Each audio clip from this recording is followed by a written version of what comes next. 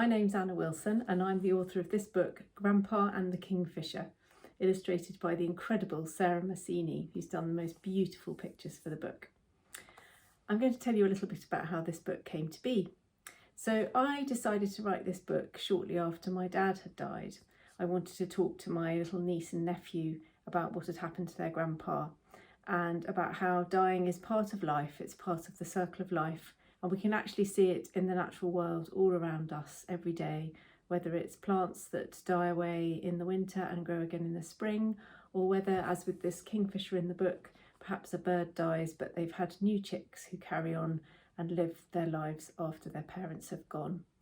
And I chose the kingfisher because my father was a very, very keen boatman. He loved rowing, he loved canoeing, he loved spending time on the river. And right from when he was a little boy, he was absolutely fascinated by birds and everything that you could just see when you're out on a walk in nature, really. And his mum, my grandma, knew that. So when he was a very little boy, she gave him this book, Martin the Kingfisher, which is actually translated from the French. It was a French book by a man called Père Castor. And as you can see, it's a very old book. It's very different from the picture books we have now. It's got lots more words in it as well. Lots and lots and lots of words. Very, very beautiful pictures. And it was one of my dad's favourite books that his mum read to him when he was a little boy. And I really enjoyed reading it myself when I was a child.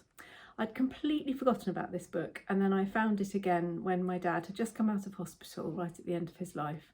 And when I read it, I thought it was amazing because it actually almost told the story of his life.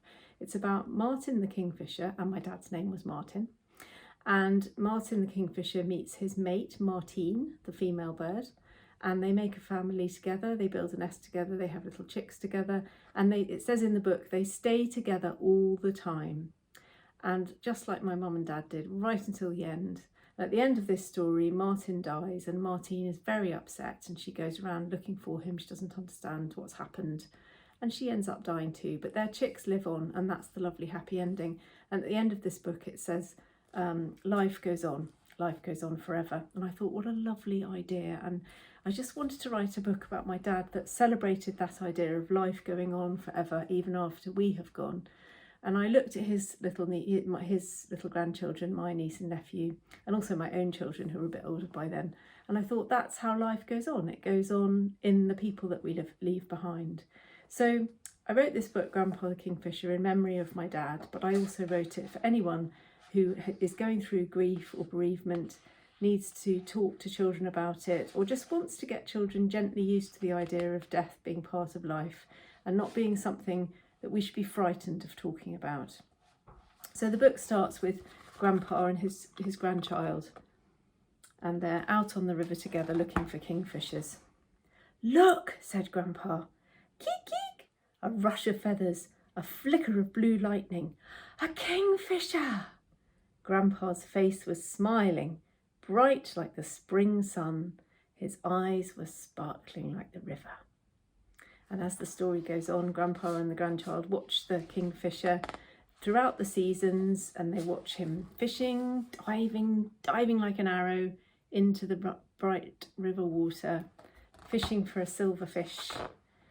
And then as time goes on, they spot not one, but 2 kingfishers. There. So there's the male and the female, the daddy and the mummy kingfishers. And Grandpa points out that the female has a patch of orangey red on her beak, and that's how you can tell them apart. "What are the kingfishers doing today, Grandpa?" I asked. "They're digging a hole to make their nest," said Grandpa. "It will keep their eggs safe and dry and be a snug home for their chicks." And the year goes on, and they watch the kingfishers zooming backwards and forwards, looking for fish to feed their young and to feed each other. And the eggs are there in the nest, and they watch the eggs hatch, and they watch the chicks be born. And all the way along, Grandpa's explaining that life doesn't go on forever, that nobody lives forever. He says, "Are they all grown up?" the child asks about the chicks. "Yes," says Grandpa, "and one day you will be too. That's the way it goes," he smiled. "The way what goes?" I asked. "Life. You're born, you grow up, maybe you become a parent one day, and then you get old.